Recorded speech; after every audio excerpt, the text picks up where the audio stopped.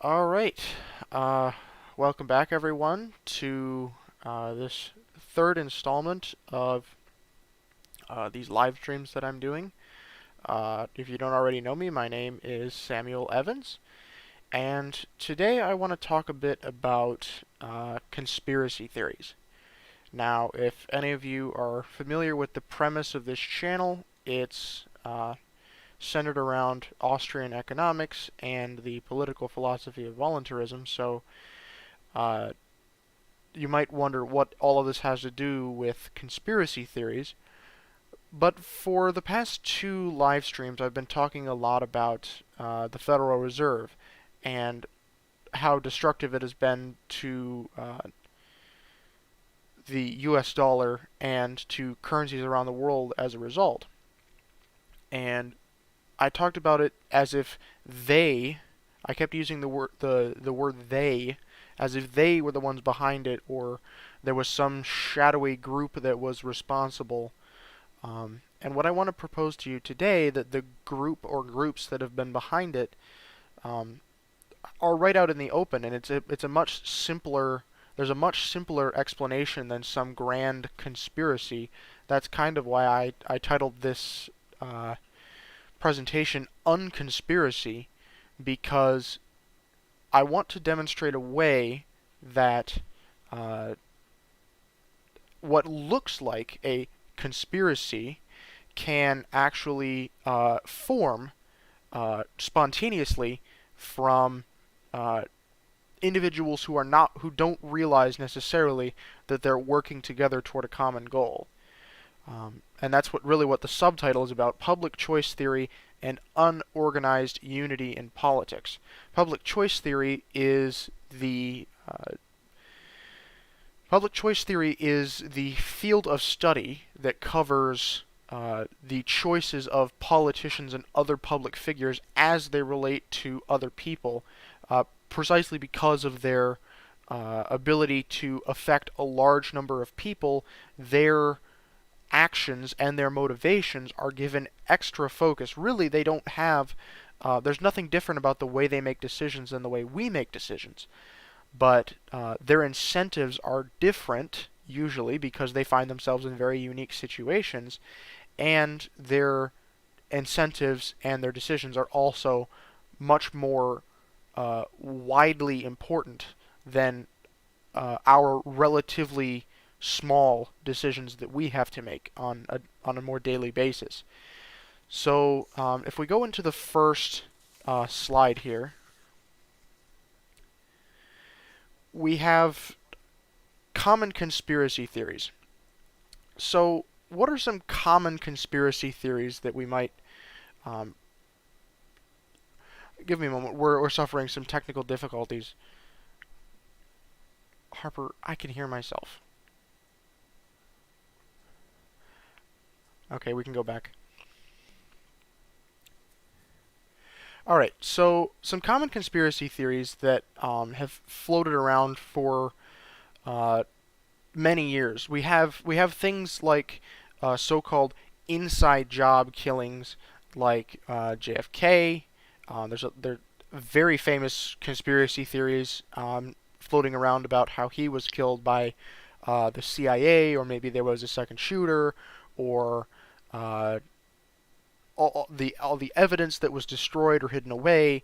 Uh, lots of conspiracy theories where people have tried to pin the blame on specific individuals, or specific groups of individuals who might have uh, been severely punished had the truth about JFK's assassination come to light. I also have listed here the death of Jeffrey Epstein, which is much more recent in people's memory. Uh, how he died under mysterious circumstances, supposedly suicide. Uh, those aren't necessarily the kinds of conspiracies I want to talk about today. Um, Also, phenomenon cover-ups like UFOs, or the flat Earth conspiracy, where the government is paying people, scientists, to on a massive scale to cover up uh, the existence of UFOs and aliens, or to cover up the fact that the Earth isn't a globe, supposedly so that people can make a lot of money off of that fact somehow. Um, Again, those aren't really the ones I want to talk about. The kinds of conspiracy theories that really fit this paradigm that I want to talk about are these so-called New World Order cabals. The word cabal is used very often to refer to some shadowy group. They work in the shadows. They uh, puppet world events and world leaders in a way that will allow them to one day achieve global domination. In Nazi Germany, that was supposedly the Zionists, the Jews that were plotting behind closed doors to take over the world. We also have connections to the Rothschilds, the bankers, the Illuminati. This Some people use that term. It's kind of fallen out of favor because it's taken more as a joke now. The word Illuminati is kind of a exaggerated word. But if we move on to that next slide, uh, these theories are a little bit of everything. Some of them posit legitimate questions. Parts of them, usually, they have grains of truth, little bits of things that did happen, little bits of things that are true sources of information, but they mix them with misunderstandings of science, of quotations, of all kinds of things that could be that are interpreted the wrong way. We have poor sources, bad quotations.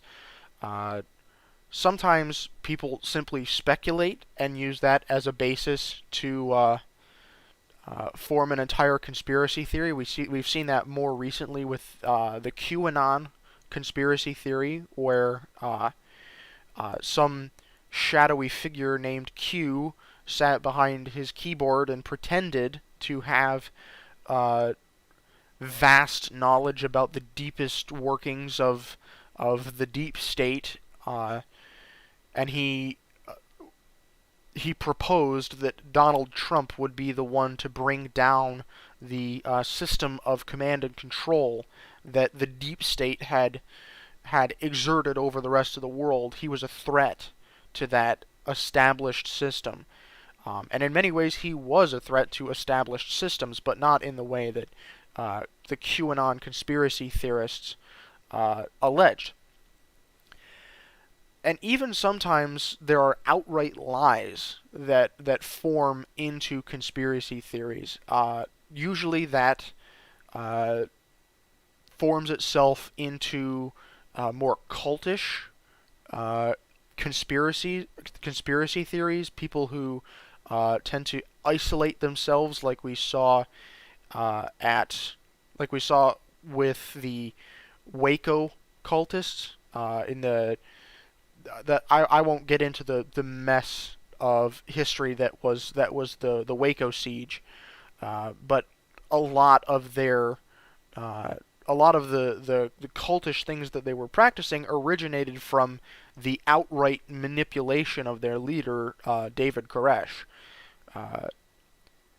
And conspiracy theories in general, when people propose the idea that conspiracies could be real, or pieces of them might be true, or they ask good questions, the scoffers, who aren't, they like to term themselves skeptics, usually.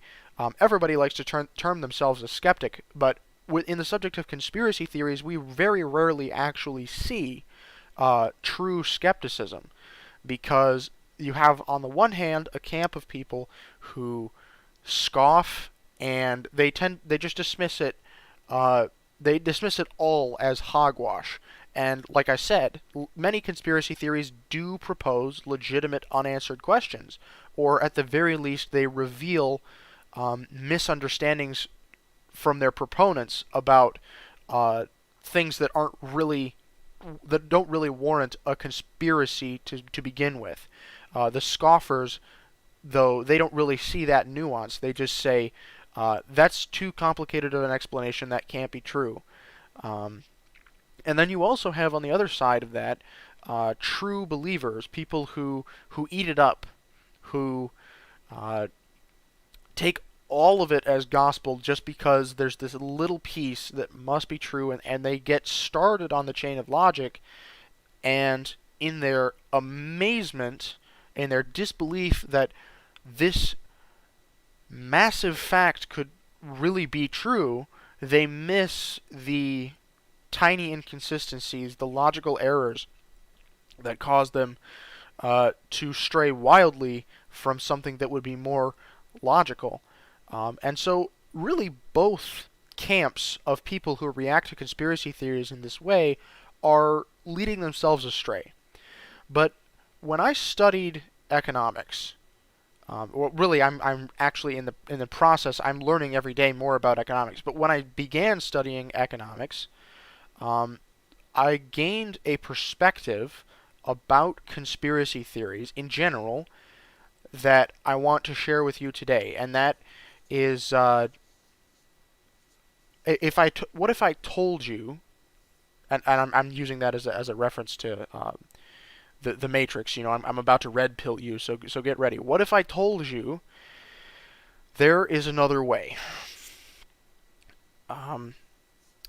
There is another way. There are actually many ways, but there is another way to interpret conspiracy theories in a way that doesn't actually make you a conspiracy theorist. Really, I take this cue from economics, like I said. And if we go to the next slide, I have what I like to call the Unconspiracy. Now, the Unconspiracy, what it looks like from the outside, and this is what conspiracy theorists tend to latch onto, it looks like a conspiracy because everyone who is supposedly participating, who is supposedly conspiring, is acting in service to the conspiracy. They really are, like in the example of people see evidence of corruption in politics everywhere. And there is a lot of corruption in politics. More and more is being revealed every day. And I don't want to deny that. But political corruption sometimes doesn't take the form of big oil or big pharma or big globe, if you're a flat earther, going to the government and meeting in some shadowy occult meeting and saying we're going to take the whole world by storm with our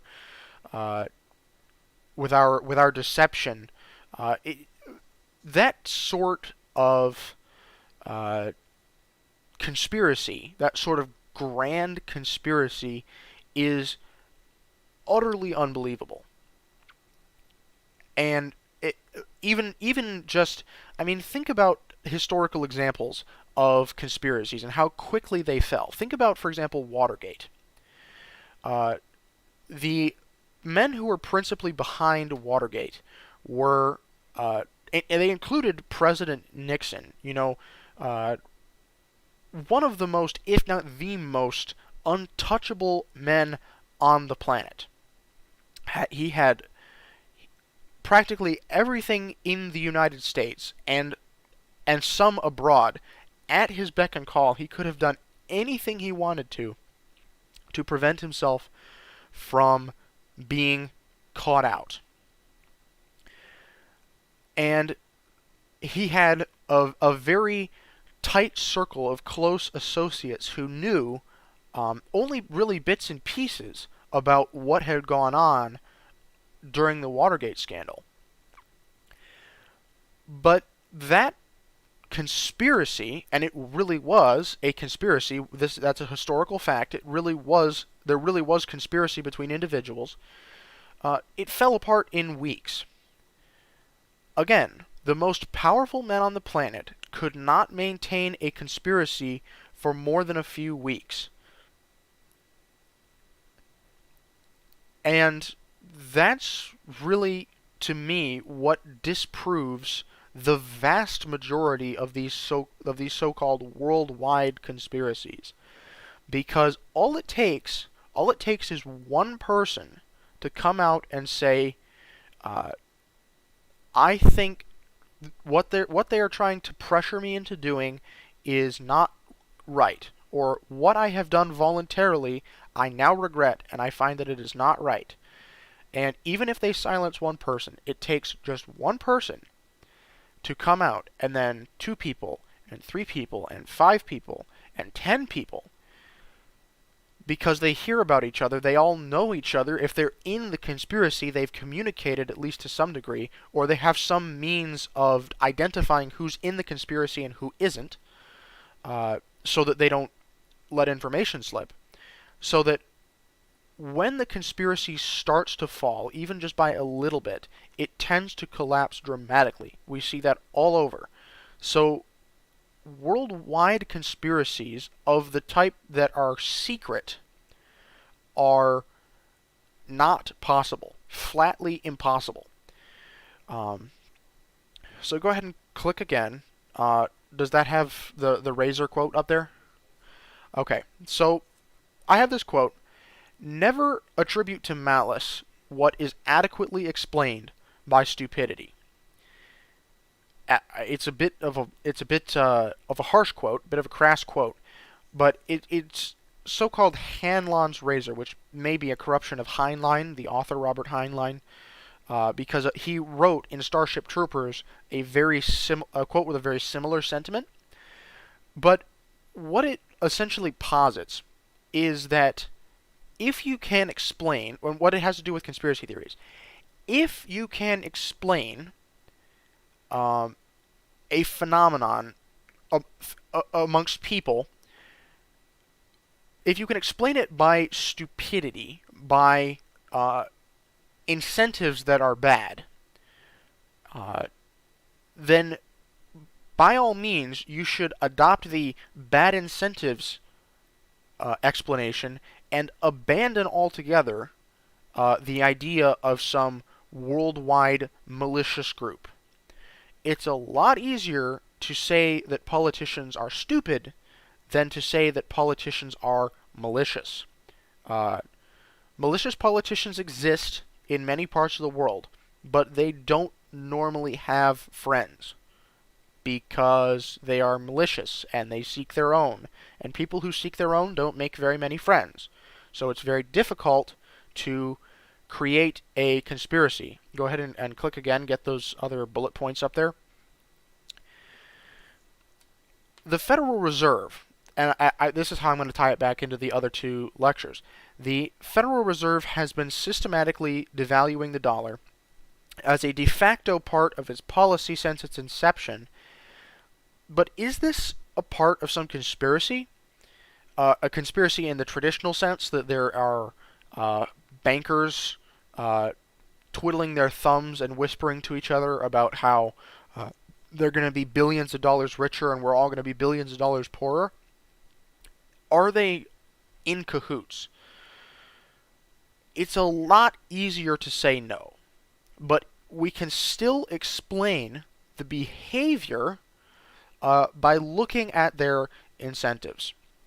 Isn't it simpler to find selfish motivations in individuals rather than in some shadowy cabal?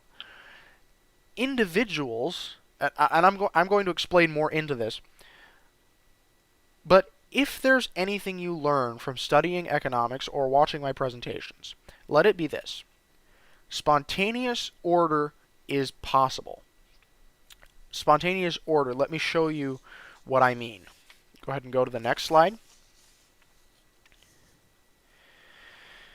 So, how would if we look at an individual's incentives, let's look at, for example, a politician who is considering an audit the Fed bill. There was one passed, I believe, in the uh, late 90s, or there was one put to Congress in order to not necessarily to end the Fed, to end its operations, but just to audit its operations, just to open the books and look at what was inside, to really get an accurate picture of the situation that the United States national debt was in.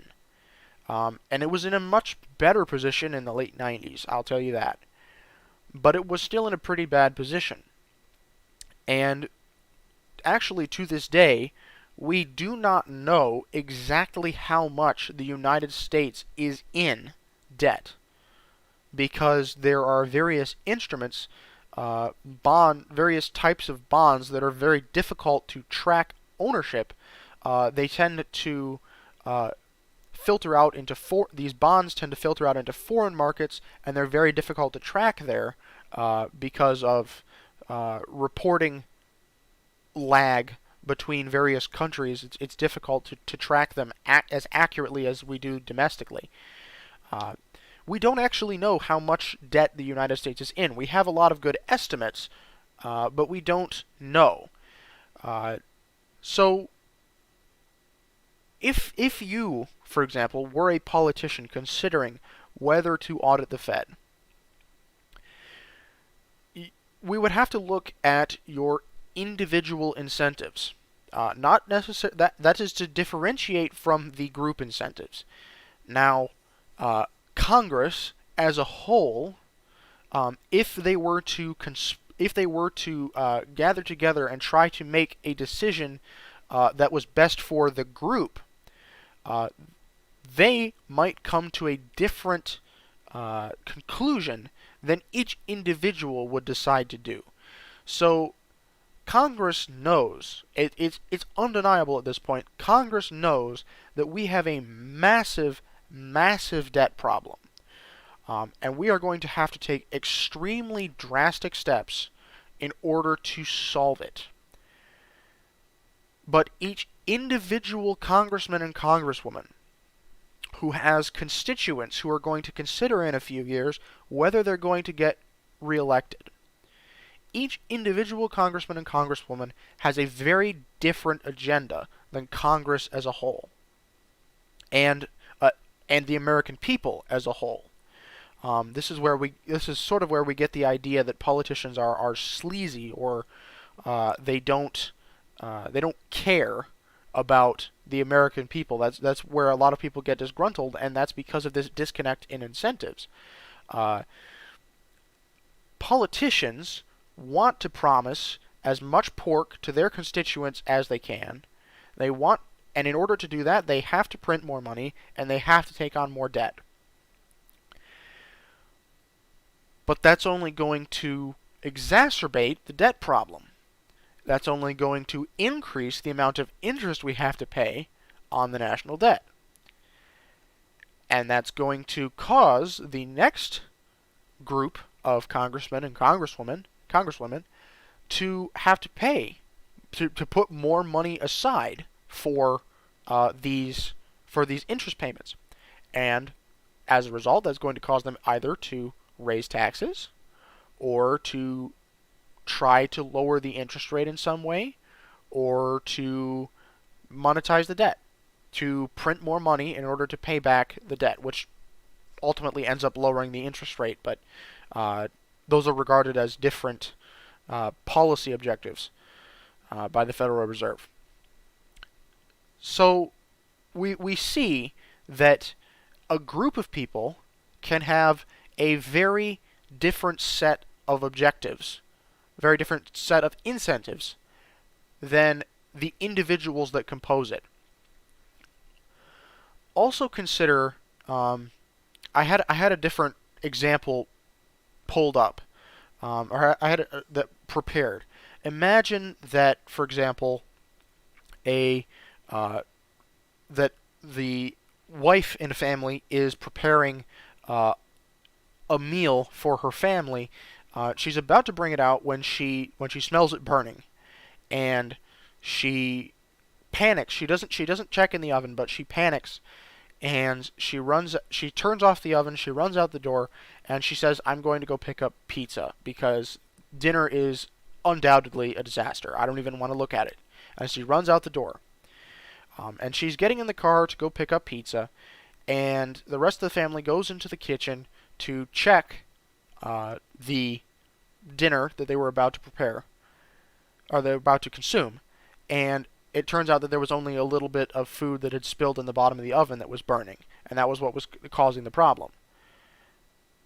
But individually, none of the sons, the daughters, the father, none of them, they look at each other and they sort of unknowingly, they sort of silently say to each other, "We'd rather have pizza anyway." Now, I want to propose to you that this is not a conspiracy. They did not actually conspire ahead of time and say, "We're going to get pizza. We don't like what she's preparing. We're going to get pizza." They sort of just looked at their surroundings, and each of them individually in their own heads decided, "I want pizza." And she decided, "I want pizza." And he decided, "I want pizza." And the unspoken agreement between all of them was, "We're going to get pizza." But they did not conspire. This was not a conspiracy.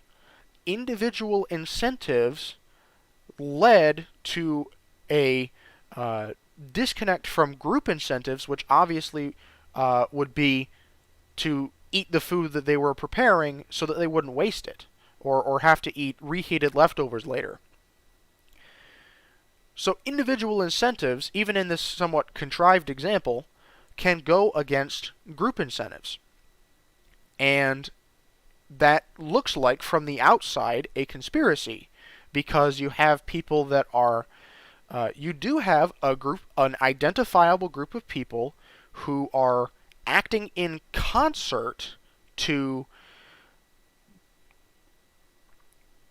bring misfortune or damage to the group as a whole without because it would benefit each individual. And so it looks very much like a conspiracy. When she gets back and finds out the dinner was not burnt, she's going to wonder why nobody came out to the car to tell her that dinner was not burnt. But they didn't conspire. Nobody really said anything. They could each, in this case, plausibly deny that nobody tried to let her get pizza without telling her. But they were all just okay with the state of affairs, and so the state of affairs continued. And we see the very same structure of incentives in American politics today and in worldwide politics. Everyone is absolutely okay with the state of affairs in money and banking. Everyone is perfectly fine with depreciating money, depreciating purchasing power for people who are on fixed wages, which leads to more people turning to the government for help, for welfare, and it leads to more companies. The inflationary effect is to lower interest rates, which causes more investment to take place than should be necessary to meet people's needs. And that when more investment happens, more businesses get built, but those businesses don't really have any real substance to them. They didn't have a need behind them. They only started because the interest rate was so low. And so they have an interest in keeping the interest rate low. And it sort of permeates throughout the society where each individual is perfectly okay with letting low interest rates continue, even though they know in the long run it will bring economic devastation when the bubble finally pops. So I don't really believe that a conspiracy is either possible in the case of Watergate or necessary in the case of individual incentives in order to bring about the monetary situation that we see today. It's simply people doing what they think is best for themselves, being selfish. And that leads to what looks like a conspiracy. But now I want to look at it from the other avenue with risks of conspiracy. The so-called disincentives is the economics term. Disincentives of conspiracy. So, if conspiracy was actually necessary, if some shadowy group of bankers actually came together and determined that they had to conspire in order to keep this state of affairs from ending, what risk does this conspiracy pose to the individual? Now, in the case of politicians and bankers and relatively untouchable people, risks of the risks of conspiracy are fairly low. It's interesting that the financial legislation surrounding conspiracy and fraud and many other crimes that white-collar people would want to commit, many of those punishments are actually centered around fines rather than jail time. And I forget who said this, but if the punishment for a crime is a fine, that law only exists for the lower class. I would point your attention to a recent settlement by J.P. Morgan with the CFTC, the Commodity Futures and Trading Commission. They settled for market manipulation in the precious metals market for $931 billion. $931 million. I'm sorry, that's 931 billion would be way too much. But $931 million. That does not even touch their profits that they made from this setup.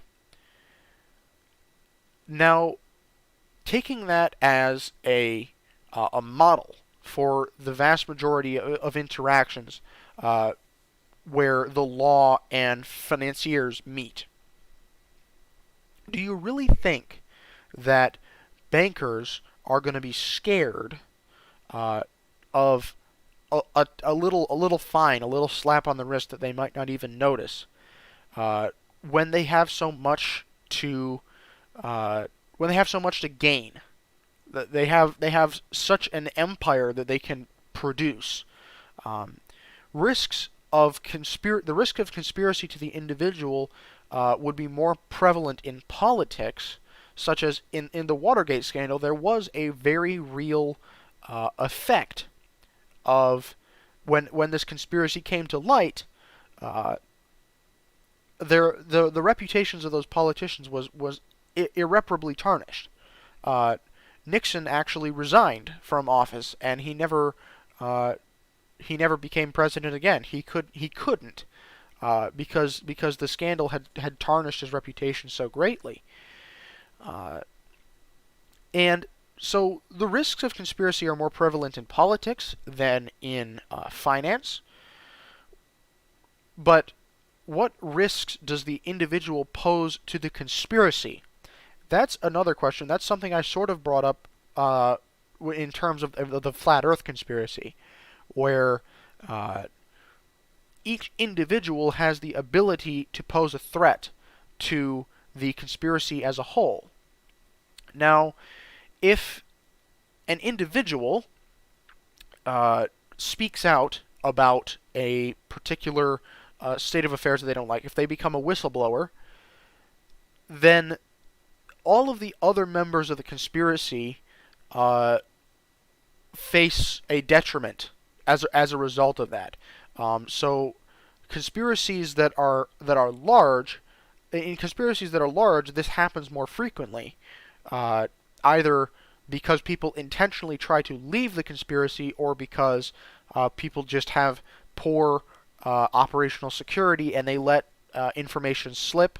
They do something lazy or stupid that causes them to get caught.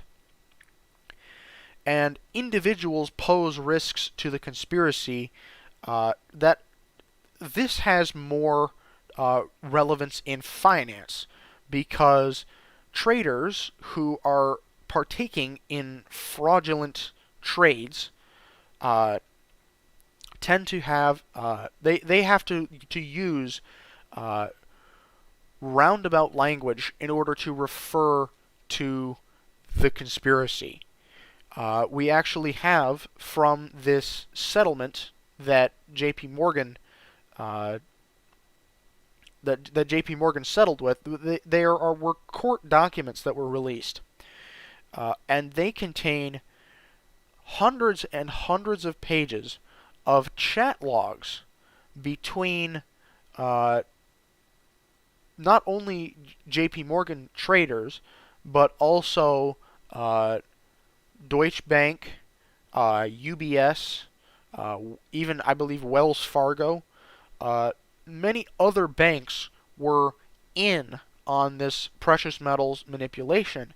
What they were doing was releasing uh, paper, silver, and gold onto the market in order to dump the price. And most of the time, the 99% of the time, the paper silver that they were selling was not backed by physical silver, and so it was fraudulent.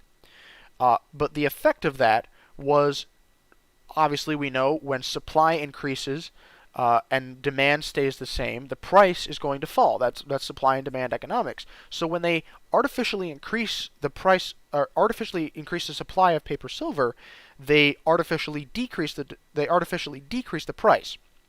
And decreasing the price allows them to purchase that same paper silver back at a lower cost.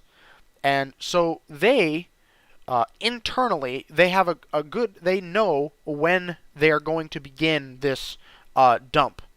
And so they can dump and buy at the bottom, and then wait for this paper silver to trickle out of the market. And when they do that, the price returns to normal, and then they sell the stuff they bought at the bottom at the top. And then they do it again, and again, and again. It happens pretty regularly. We don't know exactly how often they do it, but it happens every week or two. Still, these kinds of dumps still occur. They especially occur towards the end of the month, when they need to, when their books need to be up to snuff, when they get checked. And so multiple traders in multiple banks collaborated, conspired to produce a manipulated precious metals market. This is a known historical fact that was found in a court of law. This is not a theory. This is not a conspiracy theory. This is conspiracy fact. But individuals in this situation, they can actually defect with benefit. They have there's a massive opportunity for leniency when these sorts of things are blown, when these sorts of things are blown out of the water, when these sorts of things are revealed.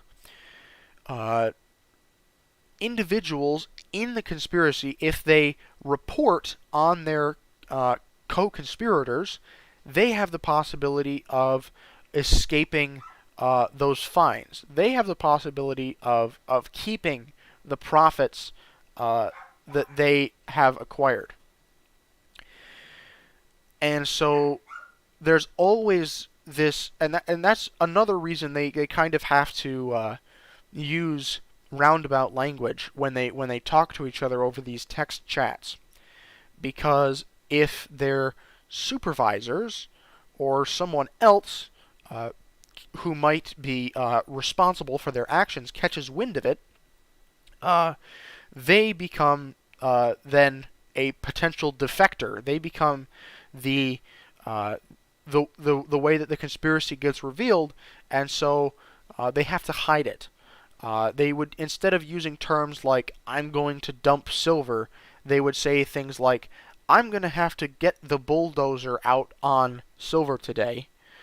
That's an actual that bulldozer is an actual quote, uh, and the reason for that is these text chats are often very long. They have a lot of these over many days, and so in order to make these uh, searches easier, in order to help the internal fraud prevention mechanisms, uh, they will just search for terms. They will search for words, and in order to talk around that, and then when their supervisors, if the supervisors ever do check up on them, um, they at least have some level of plausible deniability. They could say something like, "Oh well, that wasn't a fraudulent thing. That was just I've decided that I was going to sell my legitimate inventory, uh, and I was just telling my friend that I was going to do that ahead of time." Of course, we know that that qualifies as insider trading, but no one will ever uh, no one will ever be prosecuted for this. No one has been prosecuted for this. That's why there was the settlement. No one will ever go to jail because there are no jail time uh, punishments for this type of crime. But individuals can sometimes defect with benefit because they have leniency on those fines. And finally, I want to talk about order out of chaos. Now, uh, many of you have probably heard uh, the story of the pencil. You know, I pencil. The story where chronicling all the vast ways that resources are gathered and machines are built and factories constructed, workers hired to construct even just the little number 2 wooden pencils that we use and throw away on a daily basis. All of those materials, I mean, it involves hundreds of thousands of people to produce a single pencil. But no single person in this pencil conspiracy has control or even knowledge of the entire process. Uh, because the person who makes the graphite talks to the miner who pulls it out of the ground, and the miner talks to his employees and tells them to go get the graphite out of the ground, and then he sells it to the guy who refines it, and that's all the graphite miner guy knows. And the graphite refiner knows the graphite miner and the guy who goes and makes it into pencil lead sticks, and that's all he knows. And the guy who makes the pencil lead sticks knows the guy who makes the wood that goes around the wood pulp that goes around the pencil. That's all he knows. And the wood pulp guy, all he knows is the guy who cuts down the trees and cuts them and makes it into sawdust or whatever they use for pencils these days. That's all he knows. The point that I'm trying to get at is that it is a massive and hugely complicated interaction of people to produce a single pencil. But no one in this massive group of people knows or controls the entirety of the process. And I want to propose, when you look at a potential conspiracy theory, because real conspiracies do exist, don't dismiss them out of hand as a scoffer, but don't gobble them up either as a true believer.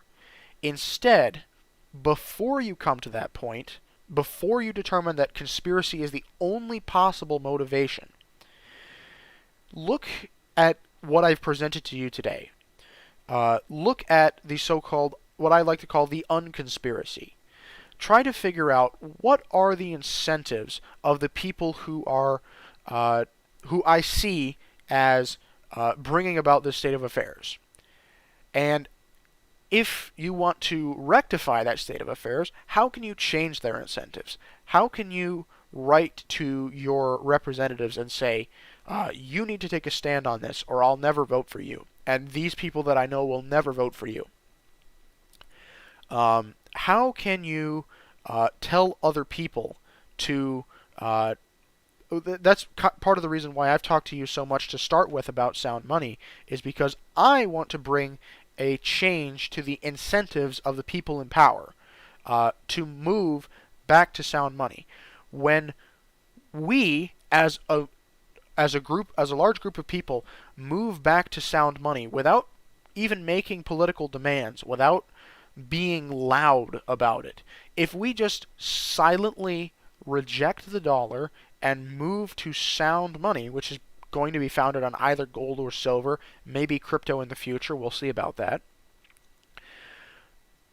we can change. We have the power to change the incentives of the people that are perpetuating this. And that's all we have to do. We don't have to have Nuremberg trials to bring massive, huge global conspiracy to light and root out the evil from our system. We just have to communicate to certain people that we want this. We reject what you're offering us, and we instead accept the sound money that we want. And they will get the message. They have to get the message at some point or another. And if they don't get the message in time, eventually reality is going to hit them in the face, and they're going to want sound money. Or if they don't want sound money, they're going to suffer the consequences. And of course, I don't want it to get to the point where people are generally impoverished because their savings lose value and the payment for their labor loses value. But I just want these incentives to change. I want this unconspiracy, as I've called it, to be broken up. And with that, I think we are going to be ready for questions. I have a slide on the next page for questions. I will give you a minute or two to submit those.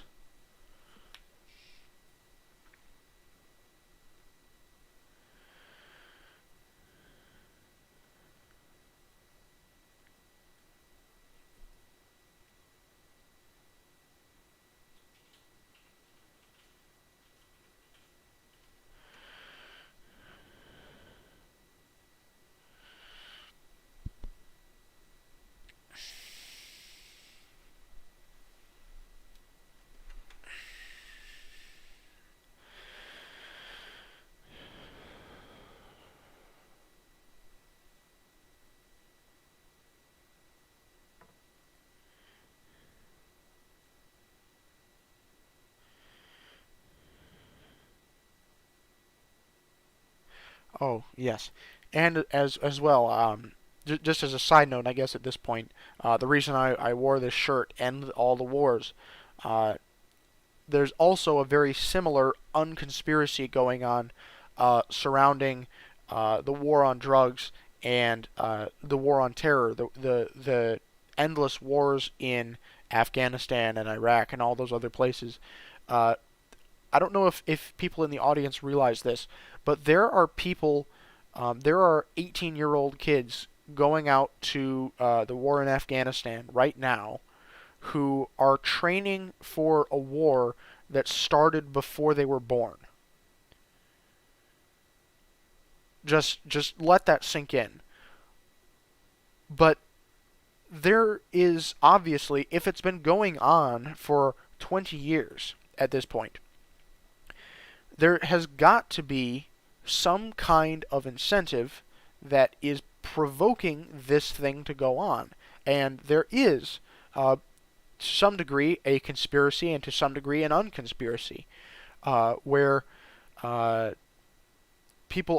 where politicians are conspiring with their sponsors in the military-industrial complex to continue because that to end that war would essentially would essentially be to fail to justify the existence of companies like Raytheon and Lockheed Martin and so forth.